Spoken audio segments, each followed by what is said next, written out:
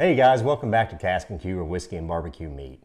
I'm your host, Justin Lloyd, and today I have a special guest with me once again. Hey, it's Double A. Double A, good to have you back, man. I appreciate you coming for another whiskey review. Ready to go. All right. Well, today we are going to look at two Evan Williams products. So this starts the series of good bourbons that are $35 or under. We'll be right back.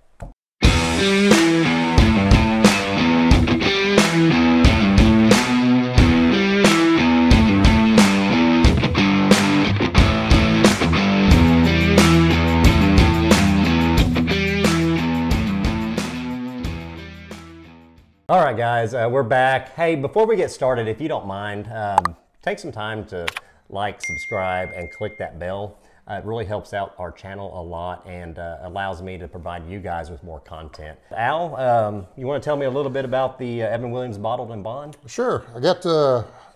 I picked this up locally here at one of the liquor stores around town. It's kind of, you mentioned a minute ago, kind of off camera, talking about how it's really kind of cheap. It's really inexpensive. So it's one of those that when you look at it, you go 17 bucks for a small bottle, $28 for this big bottle. But these here, this Bottled and Bond, the government sets out strict standards basically to ensure quality, ensure a consistent pour, a consistent taste, bottle to bottle. So it's really pretty good for an everyday whiskey, for an everyday bourbon that you can get.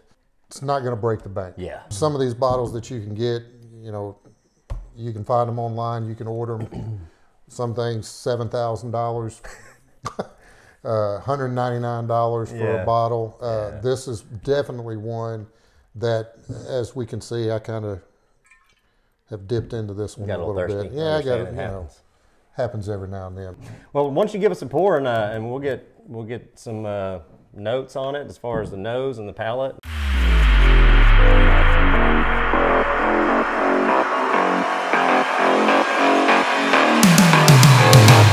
Break it down.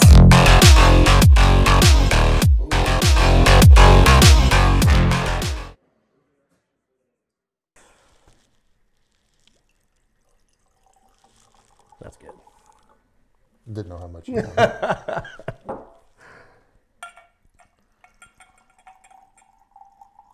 right.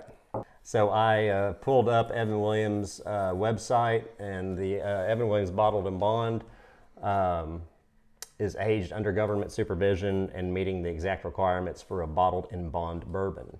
It has all the kick you expect, but it still goes down smooth. Proof is 100. Color is bright gold. I would agree with that. I mean, Great color. It's a really pretty color. Yeah, it really is. So what do we get on the nose? Definitely has a charcoaly smell to it. You get some of the charcoal, like some of the char. Some of the char from the barrel. But it's not harsh at all. It's not, again, going back to the everyday bourbon that's not expensive. You would expect it to be a little harsher. Yeah, even on the nose, I would expect it to kind of be like, damn, that's pungent. Singes the nostrils. I get the caramel for sure. Vanilla and caramel are the two that I'm picking up. Caramel, depends on where you're from, I guess. I know you're supposed to get the oak and barley. I just, maybe, you know, I think you mentioned the oak, you're picking up the char. Yeah, I mean, I'm picking up some of the charcoal. All right, well, let's go to the palate and see what we got. I already did, but.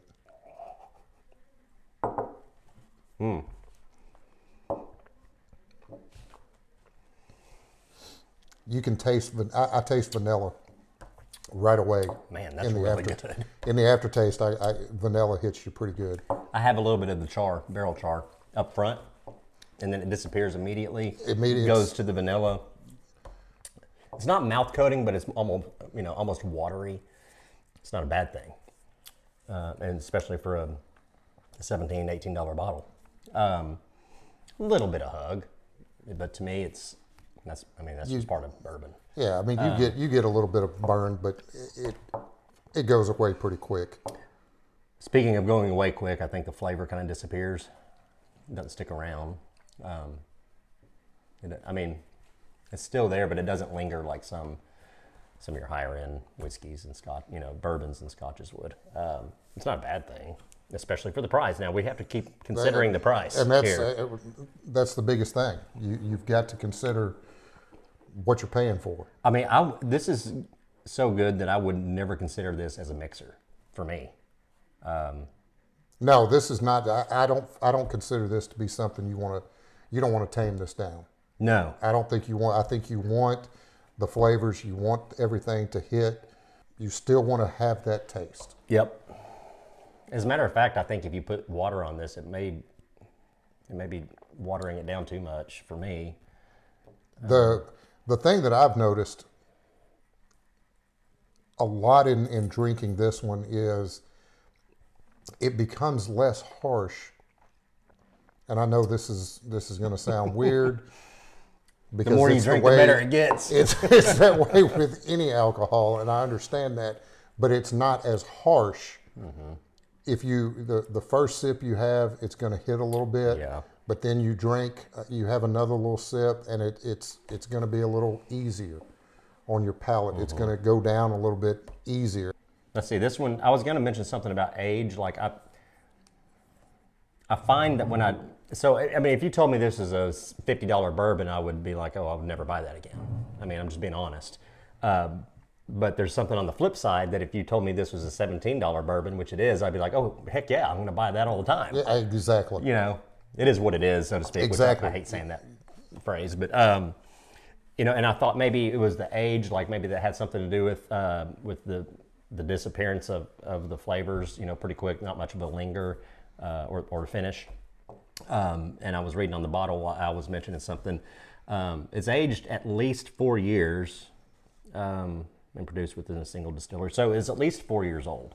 So I'm taking it that means that's the minimum. But it doesn't mean that they can't go longer.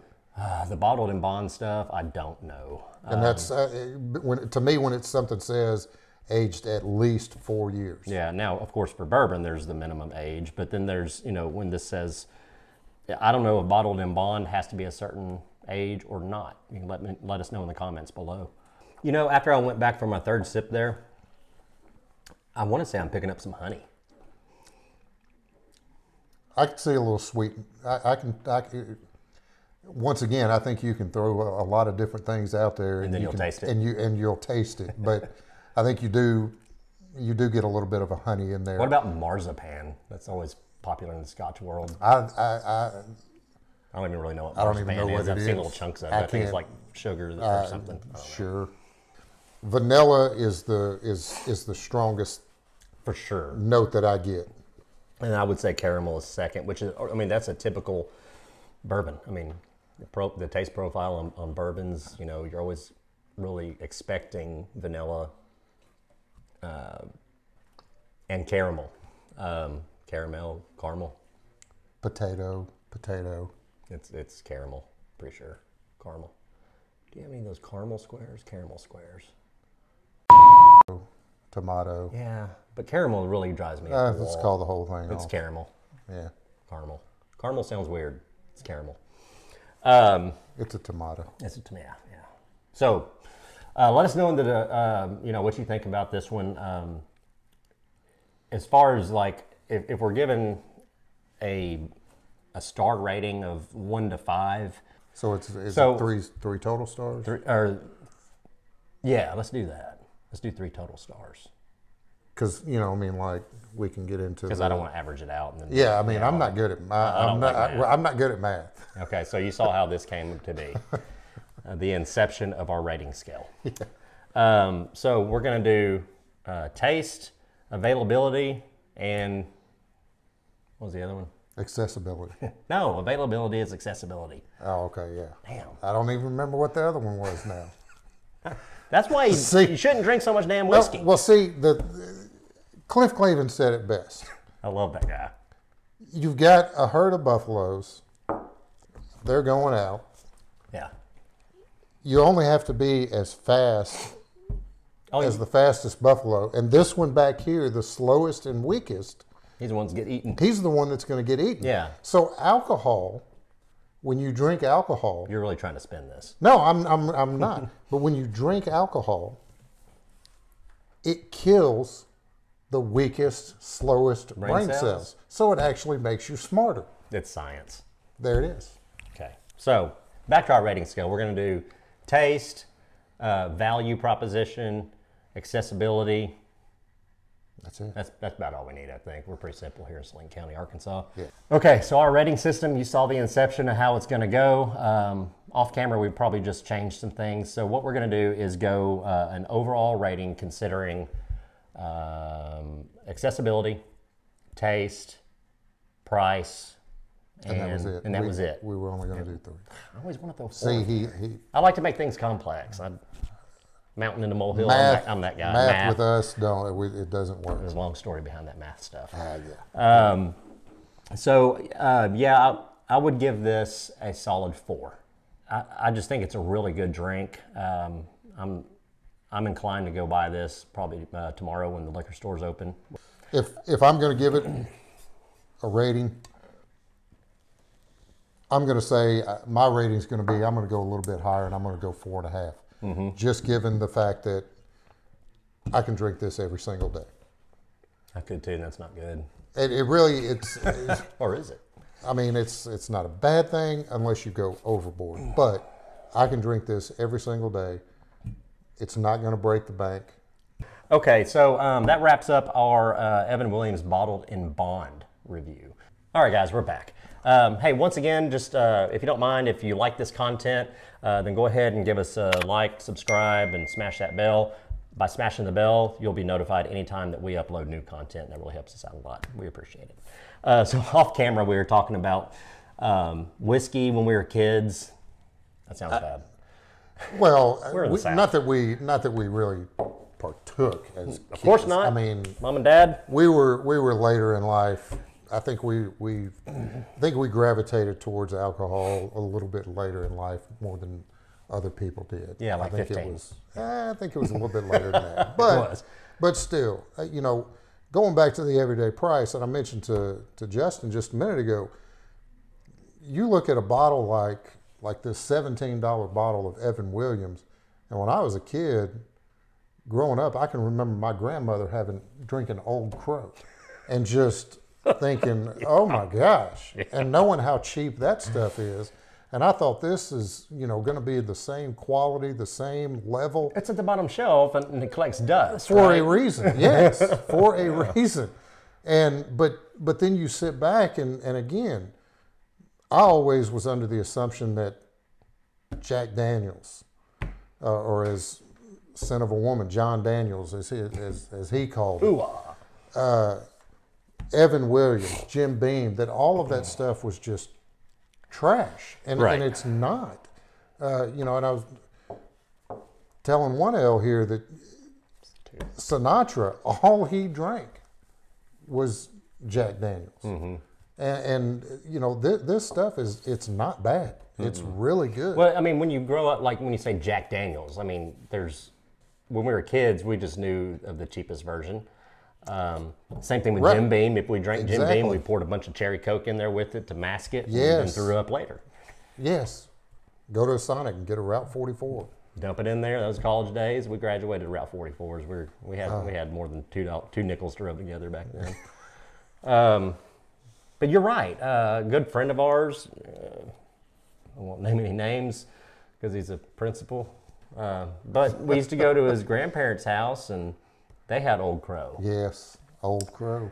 I remember watching when Buster Douglas knocked out Mike Tyson. I was drinking Old Crow in a recliner and doing this while I was drinking it.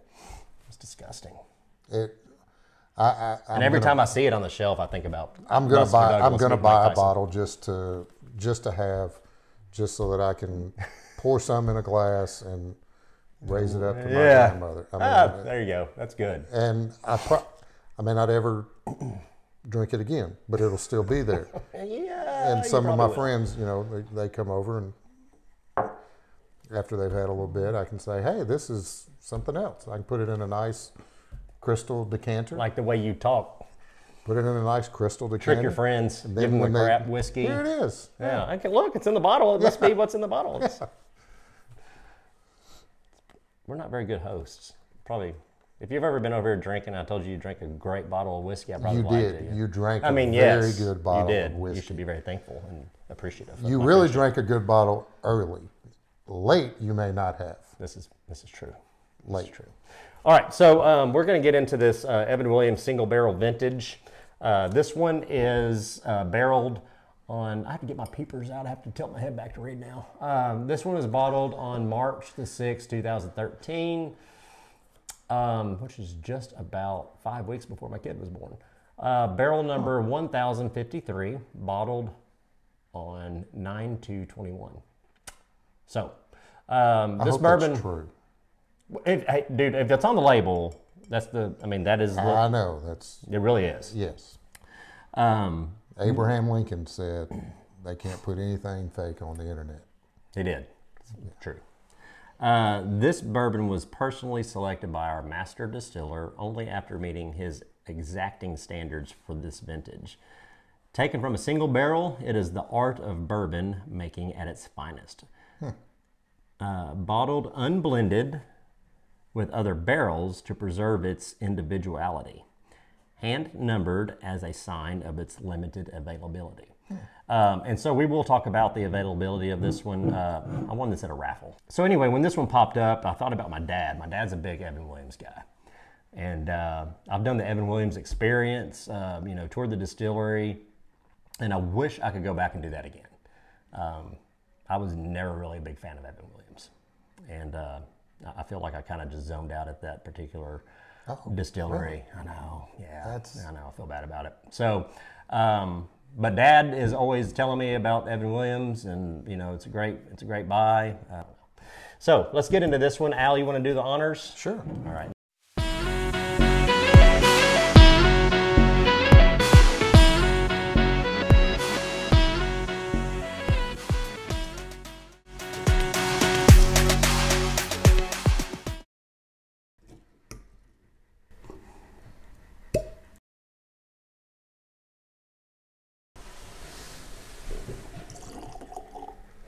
Again, this is the single barrel Evan Williams vintage 2013. You know what? To me, I think it's a little darker. That one singes the nose hairs a little bit more than, which is surprising. This is a 10-year-old. That one, which makes sense. Yes, for sure, different nose. Yeah, very much. That's big oak, for sure, compared to the other one. The vanilla is secondary, in my opinion. Yeah, there's. But I like it. I get more of the. It feels more full-bodied. Smells. Yeah, it'd be hard to feel that. That's what she said. Okay, so on appearance, we're supposed to see a deep red gold bronze. And I think the gold bronze is pretty accurate description. Very much. You put it into the light and it's really... Yeah, it's for sure. It's a bronze. Yeah, I think it's darker than the other one, than the bottle of Bond. At first I thought maybe it was lighter, but I think that maybe would just been a bad look. The legs on this thing are long. I mean, it's pretty... It's got a different sweet smell to it. Yeah, for sure. And I don't know how to distinguish the sweetness as either the caramel or the vanilla. It's almost like it's hard to distinguish the two. Like they've really married together pretty well. The different flavors in the barrel. I know the smell from somewhere, but I just can't. You can't pinpoint. I can't pinpoint exactly what it is. I wonder if there's a different char number for the vintage, or for the single. Because barrel. I mean, it's got a distinct smell to it which is pleasant. It's not an unpleasant smell. The oak and char is one of the I'm seeing here is on the taste for sure. Lovely medium finish with a fair amount of leather. Dull fruit, oak, and char. So we both picked up that char. Yeah. And the leather, I think, is probably what we might be picking up, a little bit of like honey. And that may be what vanilla. That may be what that smell is that I'm getting is that leathery. Now, it's funny how the power of suggestion works. I read leather and now I smell it. Yeah, something like a Yeah, I mean, not a baseball glove smell, but like maybe a no. chair that's been sitting in the office kind of smell. Not in a bad way. I know it sounds gross, yeah, but like you know how good leather smells if off in the distance. like a new boot. Yeah, okay, that might be better. Like a new boot. Let's taste this. Yep. Oh, you know one thing that does pop up is like a Christmas smell. It does have a fruity smell that the fruit's been cooked. Yeah, That like it's jam, been sitting like there. yeah, That it's older. yeah, It's an older. I mean, which most fruit cakes are going to be packaged, and when you open it up, you're probably getting last year's fruit cake. yeah. Like maybe you don't want to eat it, but the smell. Yeah, smells like If Christmas. anybody ever gets me or got me a fruit It's cake, like that. Every time I go back to the nose, it's either that fruity and oaky mix, or I get almost a spice and leather, pepper maybe. there is a little bit of pepper in there. I think that's what that is anyway. Let's go to the palate. Yeah, you don't ever have to tell him twice.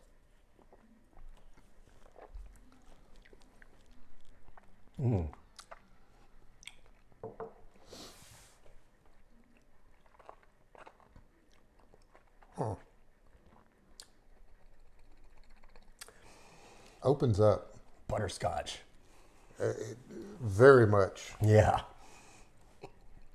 Dude, that's like butterscotch and oak and spice mixed together on the palate, which I think is awesome.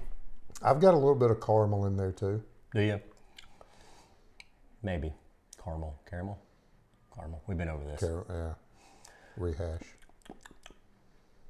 I like But that is a butterscotch. Smack, the Kentucky smack. That Kentucky is chew. a butterscotch. It is, isn't it? I think somebody just We got died. people around here trying to ruin the video.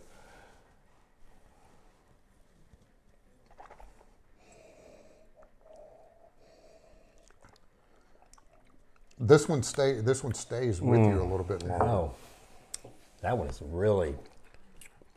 It's got more viscosity. It does have it stays with you a little bit more. It No coats doubt. It coats the mouth. Has a little more of the Kentucky hug, I think, than what It the does. bottled and bond. It does. It stays in your lungs a little bit more. I don't think you're supposed to inhale the whiskey. Double. Well, I don't mean it that way. I mean in the chest area. Yes, it's But really good. it does have that butterscotch flavor to it. That's a good call. Holy crap, that's good. It really is. It is. It's really good. I paid $34.99 for this one, I believe. David, if you're watching this, correct me if I'm wrong, but I'm pretty sure that was the price at the raffle. So it's right at that $35 threshold. The threshold. And I guess I'll go first on this one. Go ahead. So we're talking about availability, we're talking about taste, and we're talking about price for the whiskey. I'm gonna have to go maybe 3 1/4 or 3 3/4 on this one, 3.75, because of the availability. Is it hard to get? Yeah, around here it is. That's gotten a little bit better though. I think it beats bottled and bond in taste. It's more mouth coating. It's more full. It's more complex. Has more character, I think. I mean, it's a 10-year, so it has more time in the barrel to mature. So it may be an unfair comparison. But keep in mind, we're just kind of going on price here. As far as the series, it's $35 and under. This one punches really heavy for its weight, in my opinion. It does. Knowing that we can't get it, or you can, but it's going to be a little bit more difficult. Easy. Yeah. I mean, not to say that you have to go to a raffle or something to win this. You just have to drive to 4 or 5 liquor stores. You're going to have to search. The taste, it does hit a little bit harder than the other one. I think I'm going to be right around in the same area. I'm going to go 3.75. Mm-hmm. Just simply because if I'm going to be able to me, again, $35, and I get double the amount. Yeah, I mean, that's I get double the amount. That's And part of the so- equation here. and It's not so just taste versus taste. If it's that, then this one, in my opinion, is head and shoulders above. taste. This is going to be better. Yeah. If you're going to go overall value, I'm going to say this is going to be a winner overall, just simply because, again, you still don't spend the same for this, and you get double the amount. Yeah. So that's part of the reason that I'm going to go a little bit lower on this. I don't have to drive around. I don't have to do anything. I can go. That's fair. I can grab it and I can get a bigger bottle, and I'm going to stick to that. If you guys like this content, then be sure and subscribe and follow us. And we have Instagram, we have TikTok, we're on Facebook, and I'll put all that stuff in the description box. We will see you next time. See ya.